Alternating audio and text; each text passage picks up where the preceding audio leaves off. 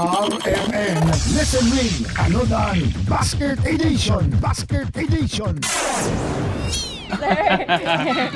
Malipayon kay si Madam. Ano siya pangalan? Ano fi, sir? Anafi, kasamang Anafi ang siya pinido. Tulang. Tula. Okay, kasamang Anafi, kining inyuhan ng balay. Oh, ako ng balay, Oh, sir. unsa man ang radyo kung inyuhan ng balay big? Diha ka nagpuyo unsa man ang kunang istasyon na ang gatingog karon sa inyong radyo? Siyempre, DXDC. DXDC. Nari basta-basta man. Sige, ato ang sutaon mga kasama kung tinud bagyo nga DXDC siya gapaminaw. Unsang dramaha ang ato ang mabati matag alas 9 hangtod alas 10 sa buntag. Unsang title?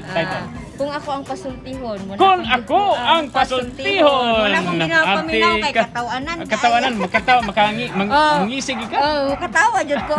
Tungo niya nakasamang nakatuwag ka sa tuwang pangutana. Napon may ibugti sa imuha ang kining atuang dalang nga panudan. Tama ta. Salamat kayo, sir, sa Oh. pinadawat. Oh, sige, ngani daw unsa nang sulod sa tong basket, madam? Manok ni. Manok? Na tuyo, na Tuyo. paminta. Di basta-basta so murag sigurado adobo gini. Atubog yun, sir. Ayan. Kompleto diskado. Kompleto.